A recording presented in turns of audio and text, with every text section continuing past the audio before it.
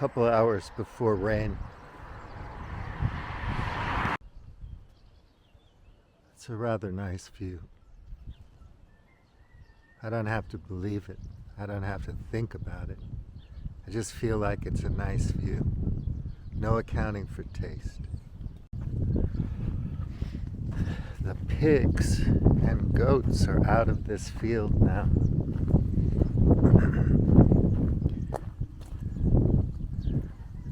They'll repopulate it. But they had some potbelly pigs in here. They were so cute and interesting. You know, you look them in the eye and you're like, they're so human-like. You can see their thoughts and feelings in a way. Just like I can discern the different personalities of my cats.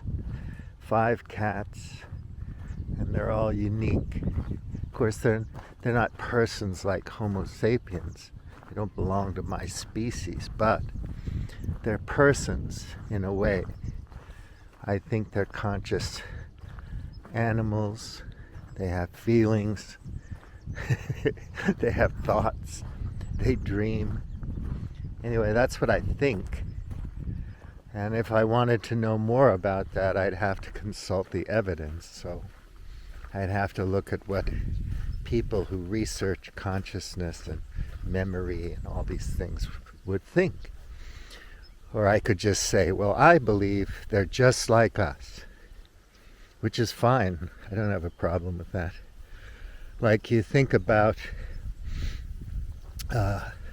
they draft Tom Brady, the New England, or whoever drafted him. Well, finally he wound up at New England. And some committee of people believed that, or thought that, Tom would be a good quarterback.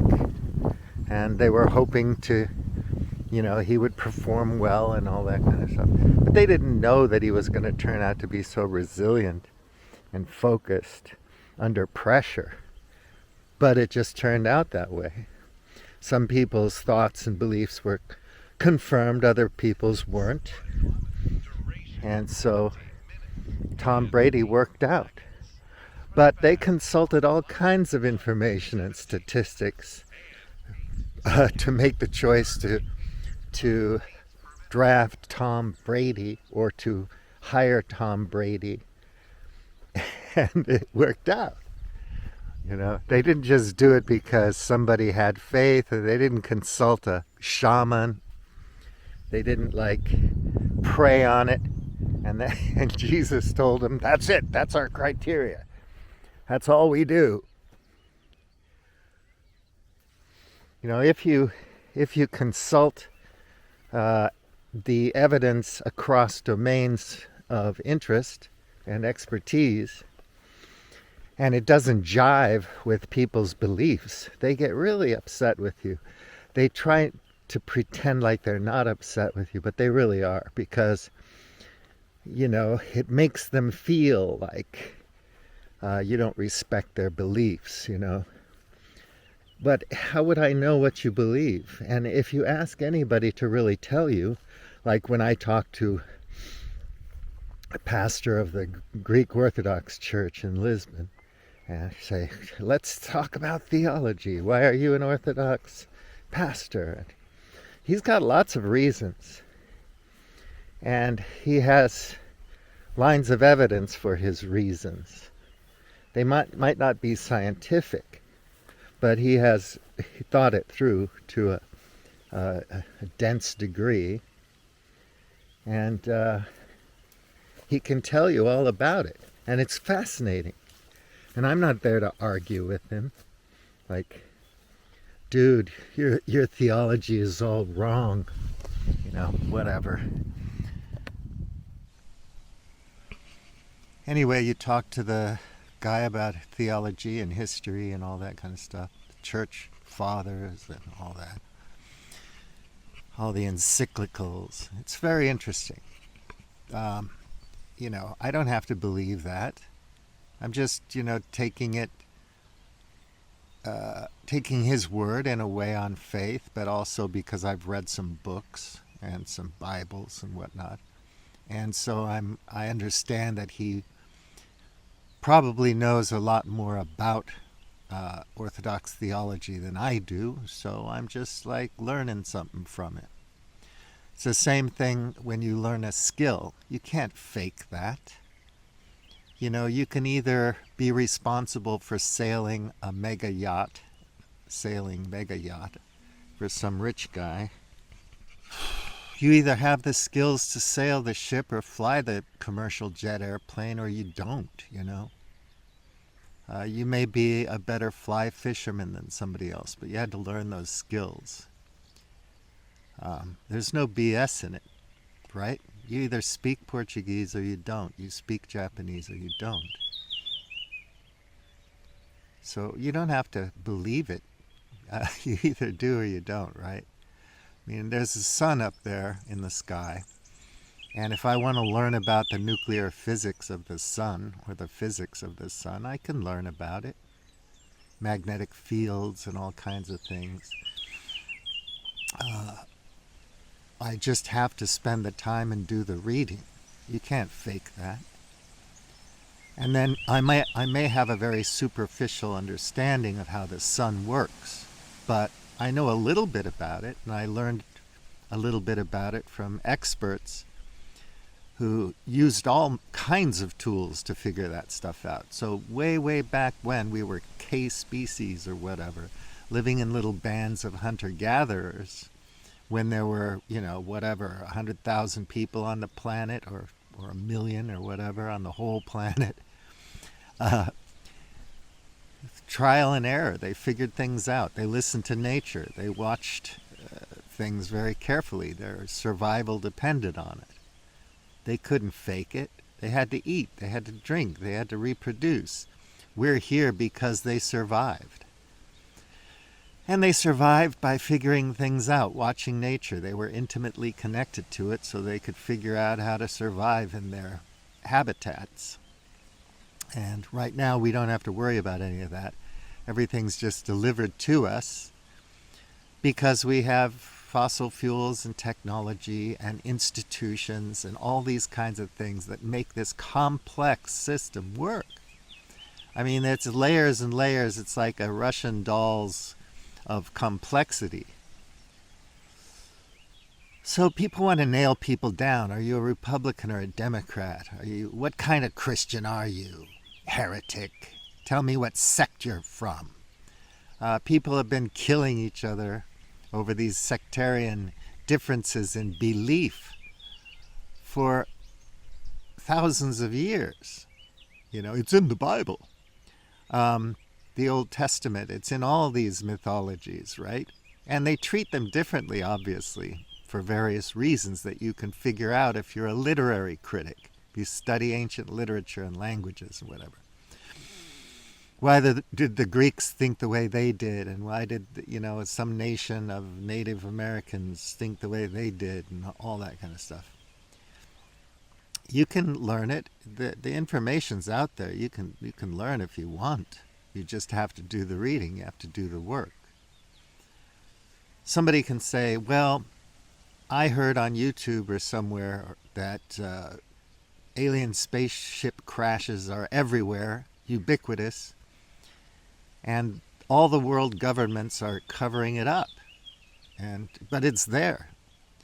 Well, how do you think they're covering it up? Well, I believe they are, and I think that they're covering it up because aliens have some special technology that helps all the governments of the world cover it up. Okay, one leap of faith after another, and what am I going to say to that? Nothing. It's okay. That's what you want to believe. It makes you feel good, it's exciting, or it's salient, or something. And that's fine. If a friend says, I don't believe in mainstream Christianity, whatever that is. I mean, if you wanted to, you could have the discussion and say, what do you mean by mainstream Christianity?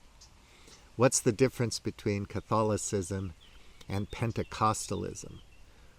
What's the difference between an Anabaptist and a Calvinist or something like that? What's the difference between the Greek Orthodox Church and the Russian Orthodox Church?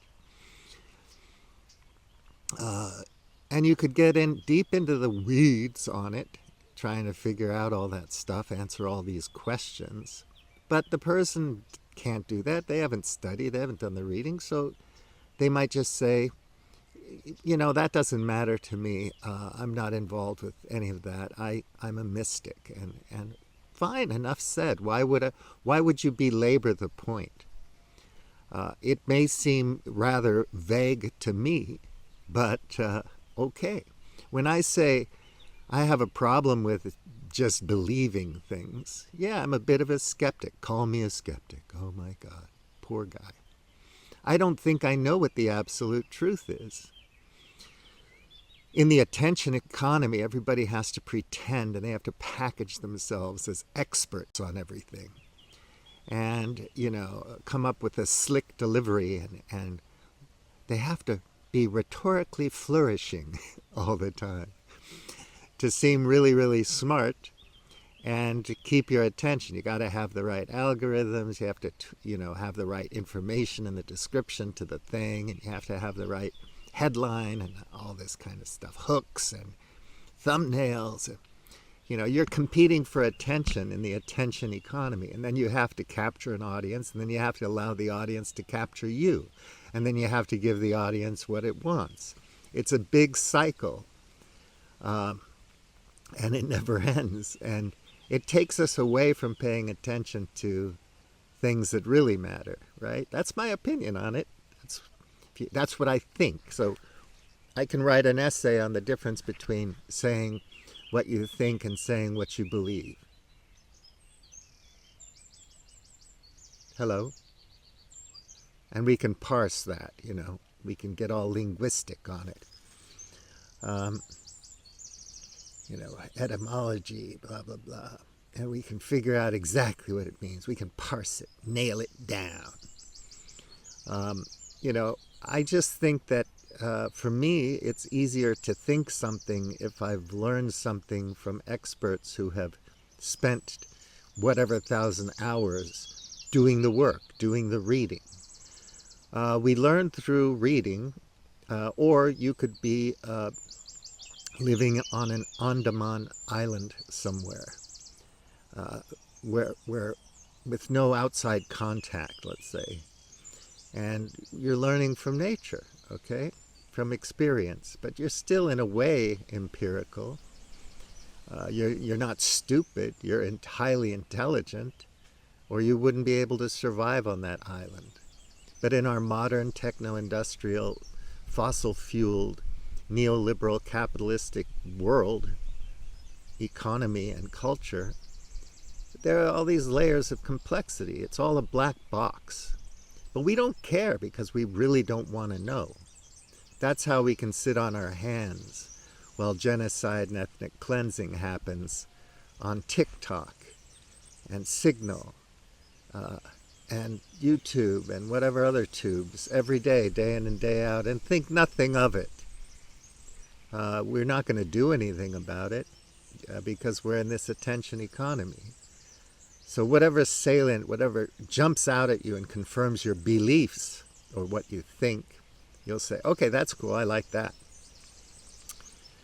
And then people get very uncomfortable with guys like me who don't know shit and want to learn more and think that they're learning something by consulting the data, the experts, doing some research.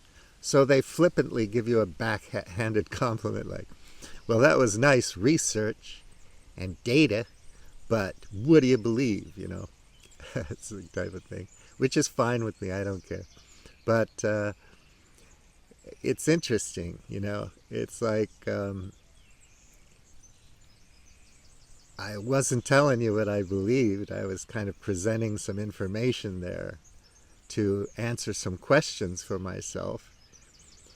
And of course it's going to rub some people the wrong way because they believe in aliens, or they believe that poodles cause cancer, or they believe that the injection is going to kill you or give you autism or something.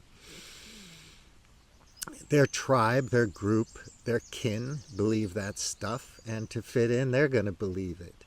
Or maybe they think they're absolutely independent thinkers with deep, uh, mysterious, critical thinking skills, and they can parse the truth all the time, and they're that good. They're just freaking geniuses.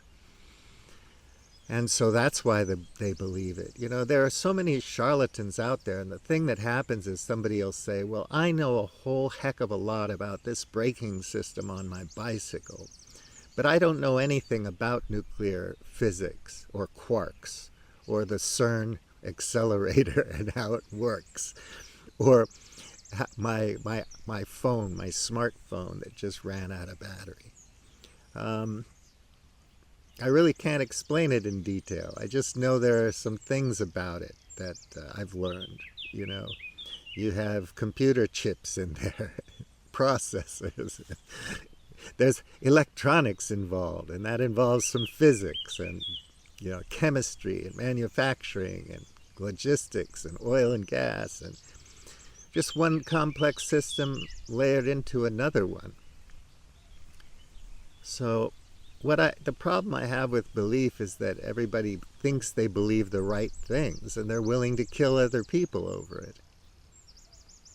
Or they're willing to sit back and watch our way of life destroy life on Earth, which is what is happening.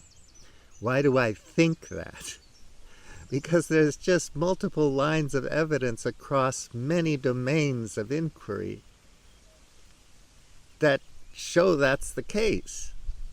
And it's not rocket science. You can count the bodies. You can see the way their people are being killed. You can understand what PFAS means, forever chemicals, to the environment. DDT back in the day.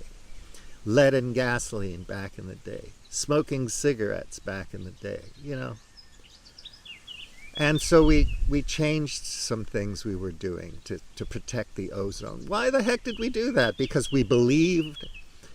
We had, you know, the marketers didn't want you to believe that. They wanted to sell you cigarettes or chemicals for the refrigeration systems. They didn't give a fuck about the ozone. Those are all externalities. Who cares? Money. It's money that we want to make. But people were concerned, and they worked very, very hard for many, many years to change the way we do things.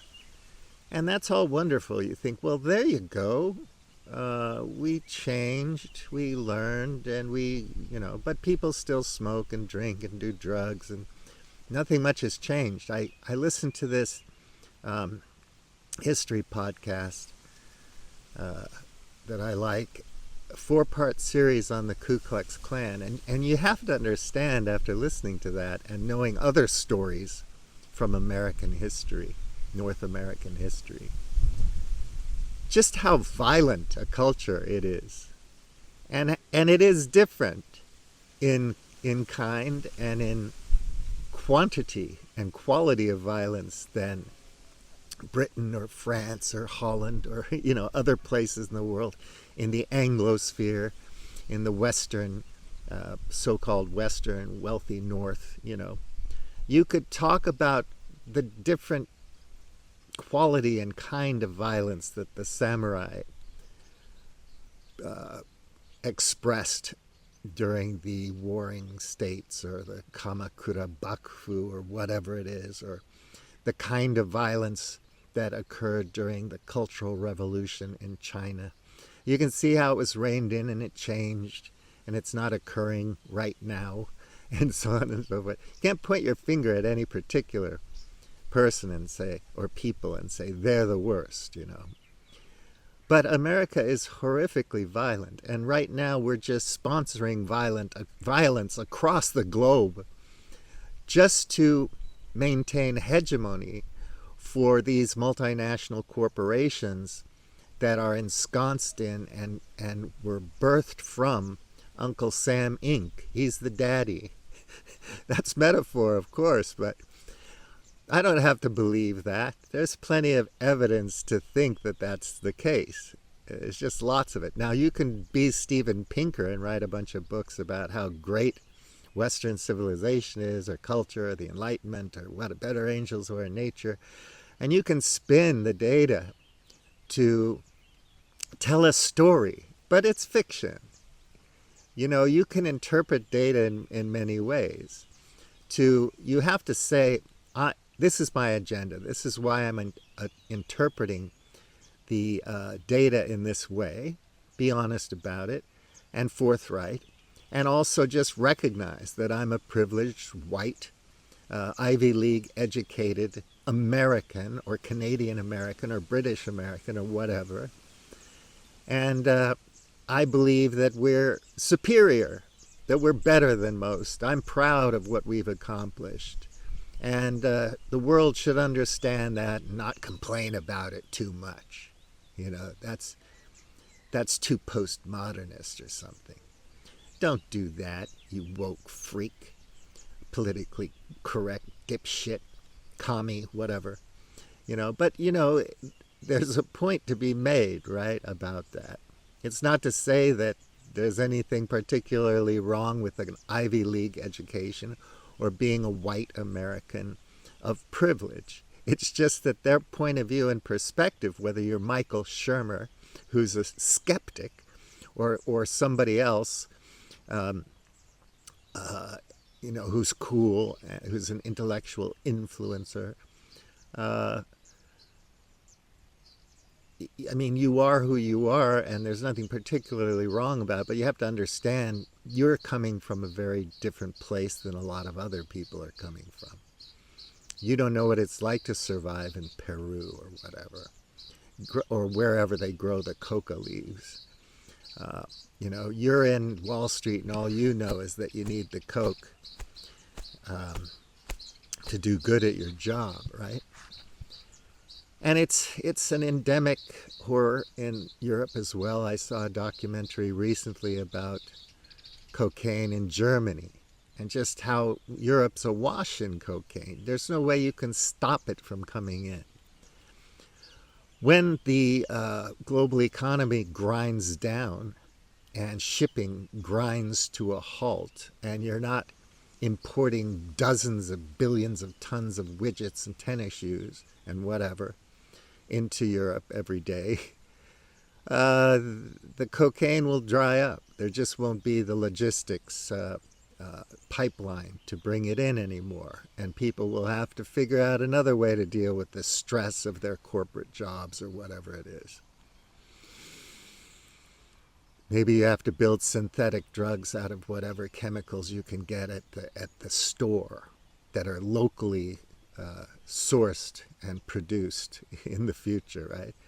I guess, going way back when to the shamans, they had no problem finding a way to get high, right? People who like psychedelics can talk, can rhetorically flourish with their descriptions of various kinds of psychedelics that are supposed to do something really wonderful for you. But out of the context of what it meant to a tiny band of people living within nature, dependent on nature, as it is, as it evolves, it's a very different context, right? Rites of passage for someone thousands of years ago or tens of thousands of years ago is very different than rites of passage for me. What was my rite of passage? I don't know. I went to junior high school, then I went to high school, I got my driver's license, then I traveled a lot. What is it? What's my claim to fame to be a man, a real man, whatever? The states, they have their narratives, they have their beliefs, and they believe their narratives. They don't question them much. That's heretical. You watch UFC and they're chanting USA, USA. What the hell do they mean by that? Tens of millions of people in the States still worship Trump and all that he stands for. It's a cult. And people can say that religion is a cult if they want to. Well, It depends on how we define it. There are all kinds of sects. Which ones are more culty than others? Is the Catholic Church more, the Roman Catholic Church more culty than Seventh-day Adventists or whatever? I don't know. Then Unification Church or the Latter-day Saints or whatever. I don't know. How do you define it? Within their community, they don't view themselves as belonging to a cult. But they have beliefs, very powerful, strong beliefs. And they can tell you what they are. Look, read our book, okay? What was the something, creative community. Great branding. That was Unification Church. Read the book. That's what we believe, Don't take the piss out of me with backhanded compliments. I don't take it personally, but come on. We can do better than that. It's like, do you believe anything, Mr. Giulio Buglianti?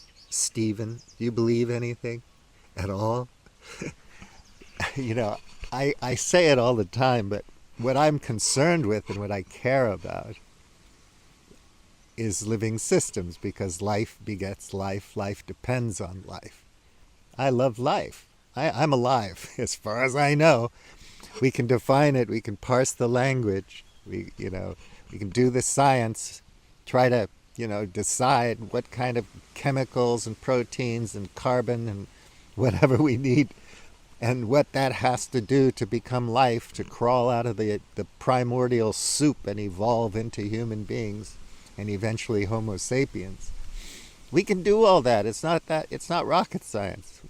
We have the tools, and we have people who have spent lifetimes, literally, generations of people spending time learning about it. So it's there if we want it. But what I don't like, what I think is bad, is war. Any excuse for war? There's no excuse for it. Destroying natural systems, habitats, the ecosystem, the ocean, the rivers. And of course, at our scale and our way of life, which is modern, techno-industrial, globalized, financialized capitalism, we got to buy a lot of shit. We never have enough. I'm going to have to get the newer version of this pocket camera pretty soon, because this one just isn't cool. And the other one's better. I can put up some videos that 5 people watch. We need so much stuff. We just don't. I don't have enough down jackets. I'm going to walk through the mall tomorrow or the next day, and there's going to be a shirt there that I think I just have to have, and I'll have the money to buy it. I don't need that bottle of wine, but it tastes so good. And I might have occasion to drink it one day, so I'll take it home, put it in the wine case, and then try not to drink it for 3 weeks. We're going to go to a party on Tuesday, or I don't know, sometime this week. And they're going to have a DJ and wine tasting and all that kind of stuff. And there'll be lots of people there, and you can have conversations, and it's quite fun, festive. And so why not do it, right? But then you think, well, what I really want is I want to have some acetic acid in my bloodstream. I want my microbiome to be healthy. I want to get 8 hours of sleep. I need to exercise. My watch is telling me to move. It's all crazy. But this is the way we live. And for me, it's been a beautiful life. I've enjoyed myself. But at some point, it becomes absurdly horrific when you think about the outcomes that we're facing just down the road a piece.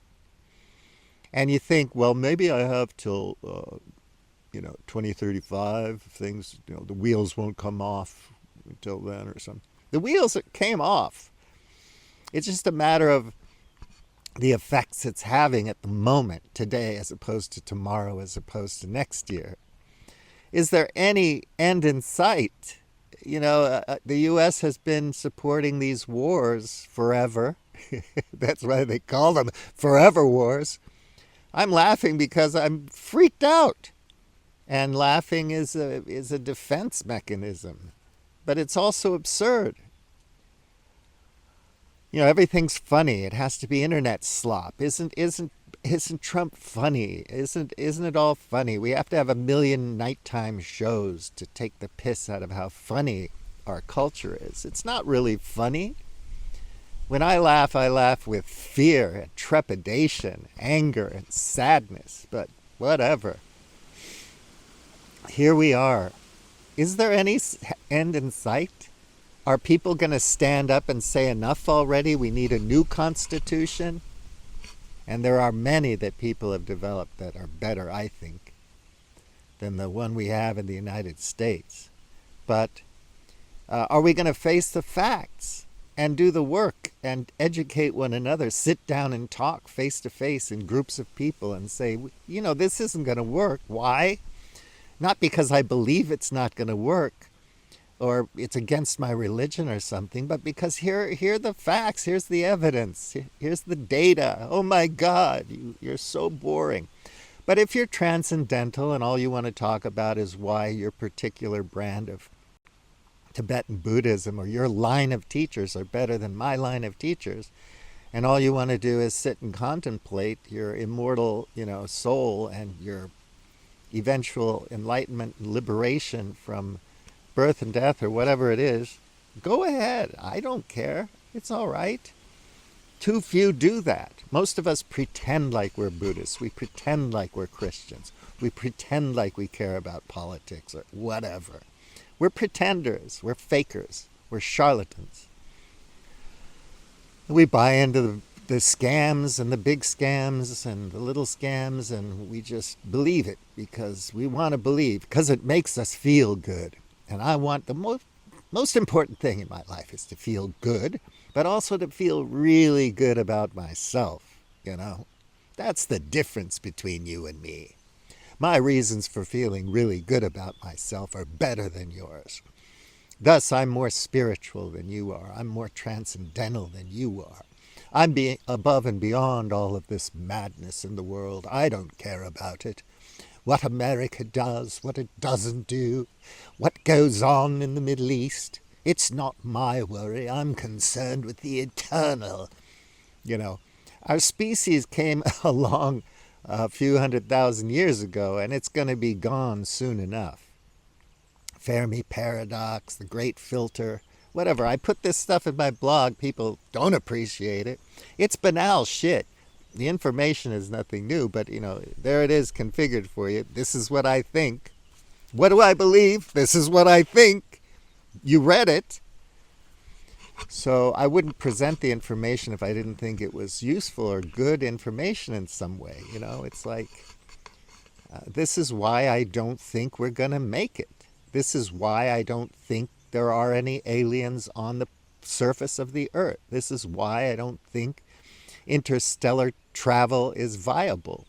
There's never just one reason. There are many, many reasons why it won't work. And one of the main reasons is, like Cox says, it's biology.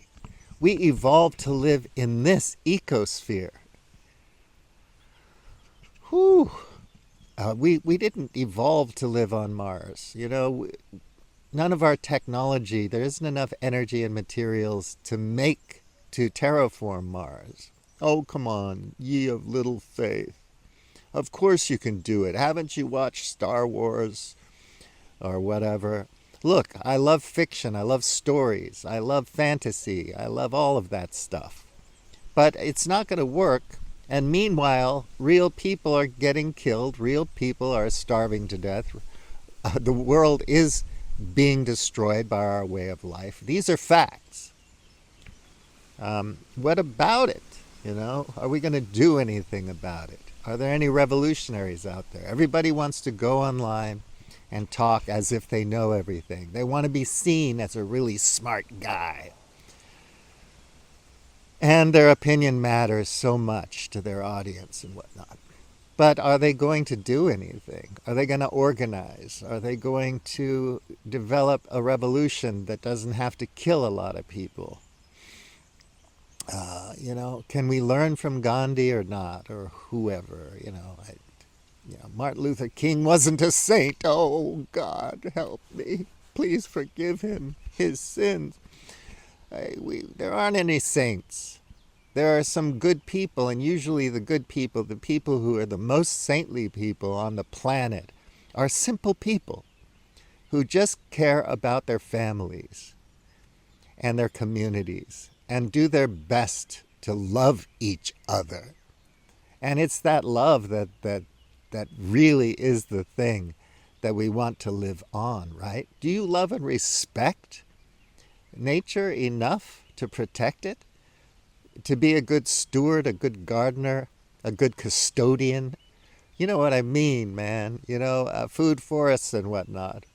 Of course, we can't support all of that at a 9 billion person population that needs fossil fuels to exist. Fertilizer. People are going to get crushed. MAGA people in the States are going to get crushed because they can't afford the fertilizer to do their corporate farming. And, it's just a nightmare. People don't care. So, yeah, okay.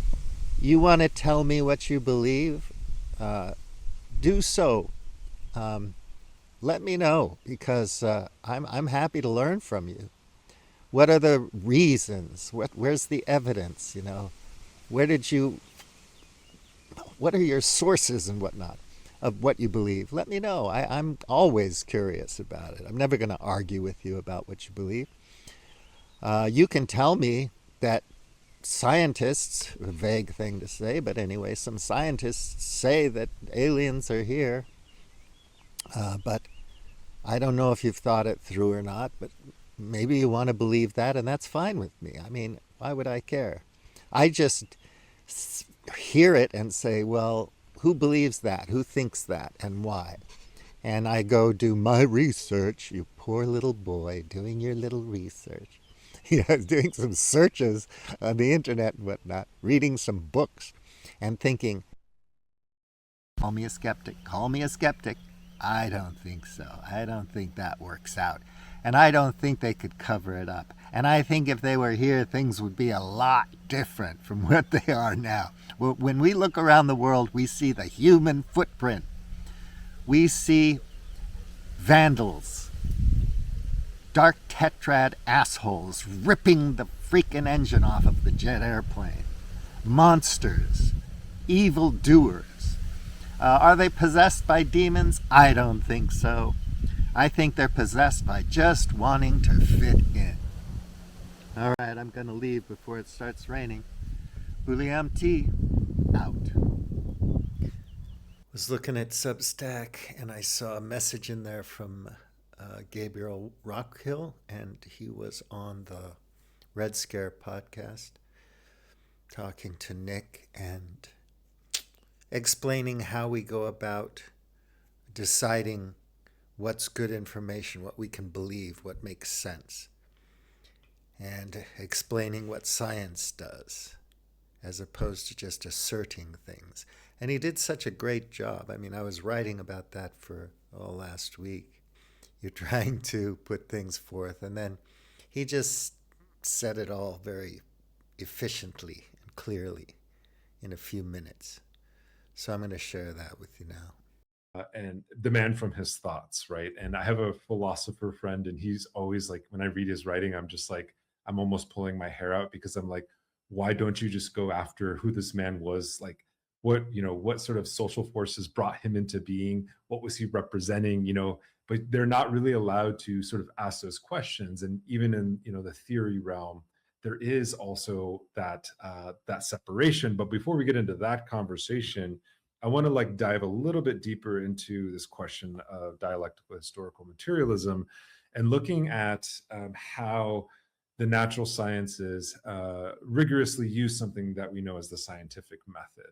And I'd like you to maybe flesh that out a little bit more, because in the social sciences or in the humanities, there's an eschewing of a scientific sort of method, the rigor of like using empirical facts to back up one's argument.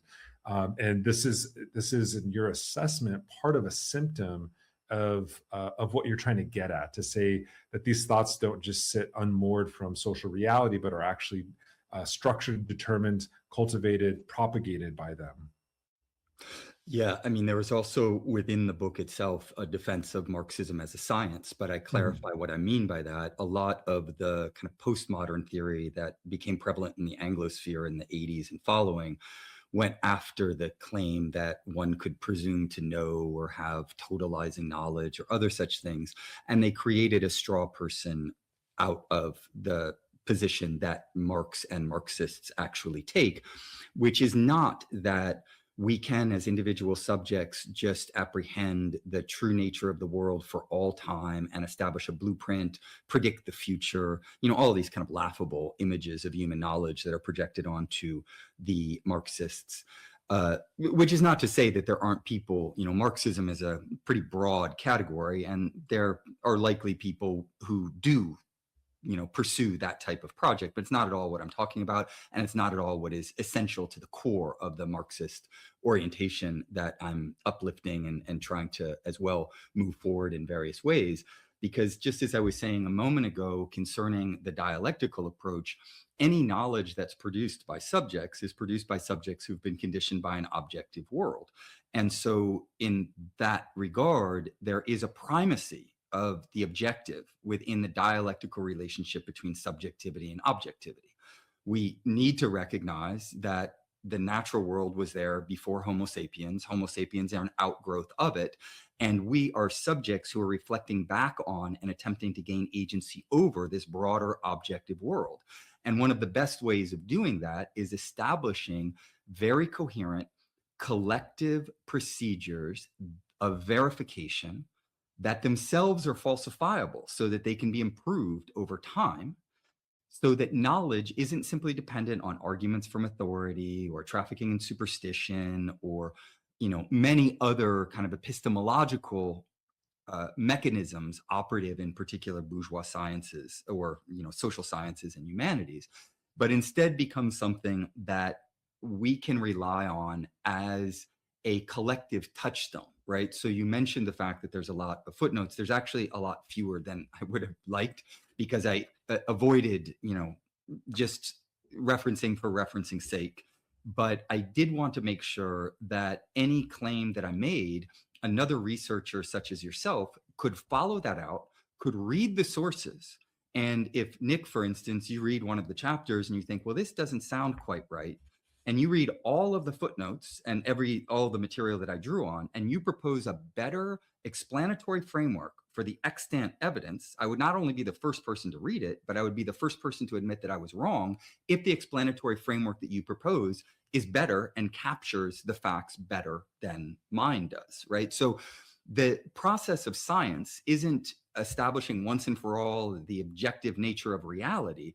It's an ongoing process of collective learning by which human beings try to establish the best explanatory framework, and the ultimate proof for the reliability of that framework is the primacy of practice. Does it cash out? Does it play out when we actually apply these ideas or these frameworks to practical reality? Which of course is one of the ultimate objectives of the book. And one of the reasons that I wanted to open it with the story of Che is not only to demonstrate that the war of ideas is much deeper and much more vicious than most people are aware, right? They didn't only kill Che, they wanted to seize his literary legacy and take ownership over the revolutionary ideas that the man represented. There's many documents from the Psychological Strategy Board that I didn't reference directly in the book or include in the appendix, which is only a tiny, tiny portion of the hundreds of thousands of pages of documents that I've been through. But they say regularly, the pen is mightier than the sword. The war of ideas is more important than the military war. It is the most important war because it's the war for hearts and minds. And if we win that war, we can win so many other wars. That was one of the reasons I wanted to start with the story of Che Guevara, because it frames the whole trilogy of the intellectual world war, Marxism versus the imperial theory industry. But the other reason, and the primary one that I was thinking of, is that one of the things that Che, I think, really manifests is the ongoing struggle to articulate theoretical frameworks nested within a practical reality and push the envelope. And so Che, Fidel, and the Cuban revolutionaries brought to the Western Hemisphere a version of revolutionary socialism that up to that point in time